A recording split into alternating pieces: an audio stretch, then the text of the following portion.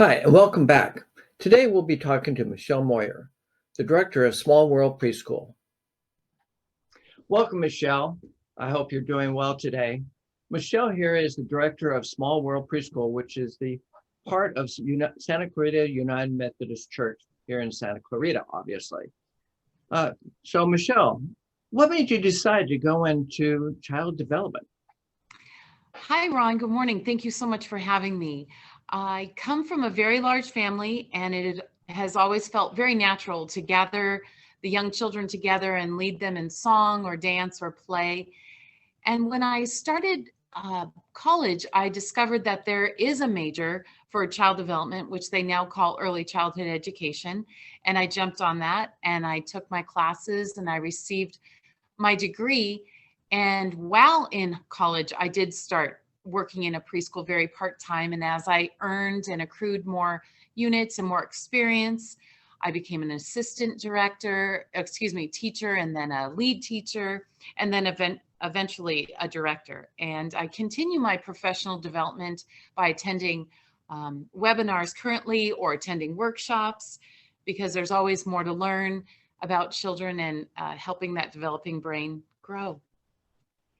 That's super. That's super. And how long you've been in this business again? More than 30 years. Wow. The first time I was in preschool was 88, and things have changed a little bit, but the children have not changed. They are the same wonderful creatures. Yeah. Speaking of change, I know you're open. You were closed down for a little while, and now you're open, not only for the community, but specifically for essential workers. What kind of changes have you had to make? That's true, Ron. We did close in March, on March 17th, and then did not open until July 6th. During the time of closure, the staff and myself attended webinars and educated ourselves to learn the new procedures and protocols in the event of reopening and how to slow the spread of the coronavirus. The changes are in almost every aspect of the preschool day. The children and the families get their temperatures taken, as well as the staff. The parents do not enter the classrooms any longer. They're stopped at the gate.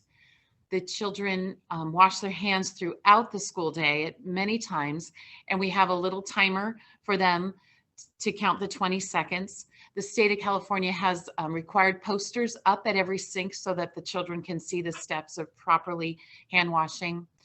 The biggest change, I would say, is that the children stay in their cohort or bubble all day, and they no longer commingle with other classrooms or on the yard. So the children play in their classrooms, they eat in their classrooms, they take their naps in their classrooms. And the classroom itself, the design or the setup of the furniture has changed so that everything is at a 6-foot distance. And the children now bring a toolbox from home with their own crayons, their own markers, so that they are not cross-contaminating the materials. They have their own Play-Doh. Yeah, so almost everything has changed, except for the kids, who continue to bring joy and bring that vibrant spirit that wants to learn and play. So that's really rewarding still. Well, that's great. Have you noticed any changes in the kids? Have they adapted pretty well? That's a great question. Everybody I ask who are not in the field ask, do the children really keep their masks on? Yes, they do. To that child, many of them do not know school any other way than wearing a face covering.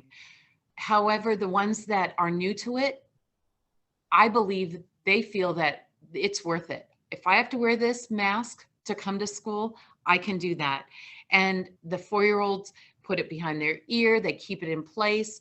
The younger children, when they're eating or napping, we have a clothesline with a pin with their name on it to keep it safe. And the older children put it right in their cubby when they're eating. They admire each other's masks with all the different designs. So they have really adjusted. I think it took the adults a little bit more time to adjust to some of these changes, whereas children, they are so resilient and so pliable. That's super. That's super. So what type of programs do you have there as far as kids? What age groups do you have? I'm licensed through the state of California for children 2 years to 5 years old.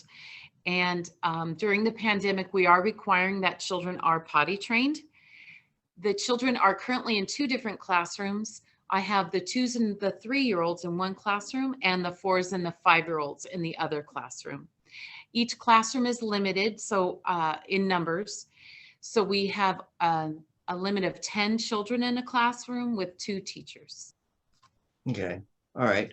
And you mentioned that the classrooms don't commingle with one another. So each classroom has to go ahead and have their own playtime and come back in, and then another group of kids go out and have their own playtime, correct? That's correct. Yes, out on the yard, Small World has a lovely large playground. We're really blessed that way. And also we have a gate that separates parts of the playground. So the classrooms need to take advantage of their time outside alone, and the other classroom will come out after the area has been sanitized for them to use the space. Great, great. And as well as the kids don't commingle, the teachers don't commingle either. Once they're set in a classroom, they're not allowed, or should I say, they don't go to another classroom, or the teachers don't eat or get together, correct? Yes, that's correct. That's another part. That's a big difference. Teachers in the past would pop into each other's classroom and maybe ask to borrow a book or maybe some paint.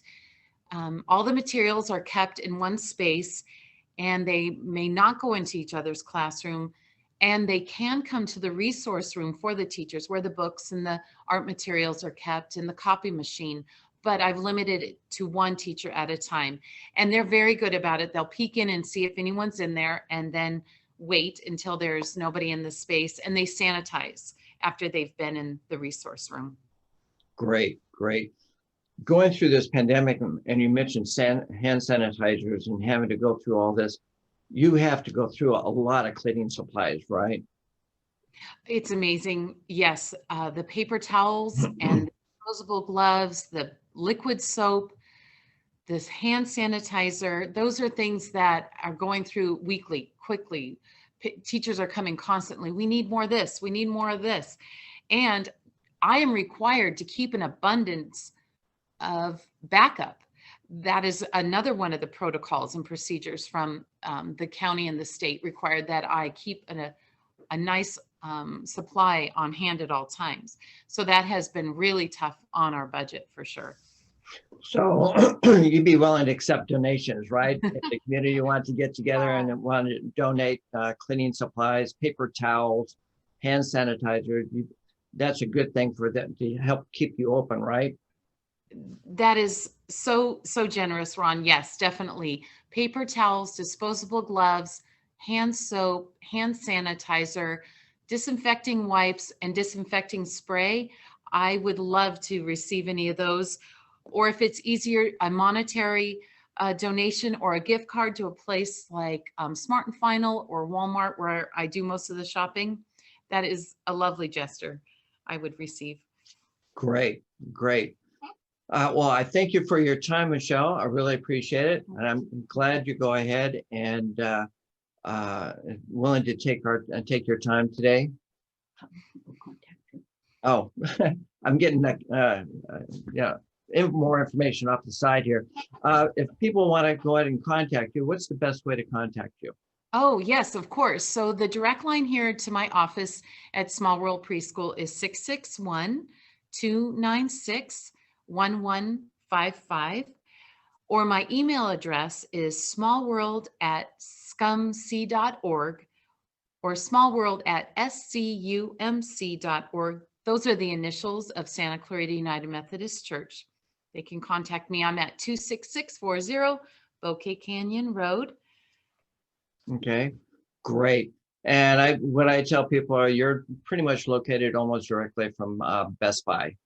Yes, that's right. And I should also mention that our website is located on the church website. It's a link there on the church. They can check it out. Okay. Well, again, thank you very much for your time, Michelle.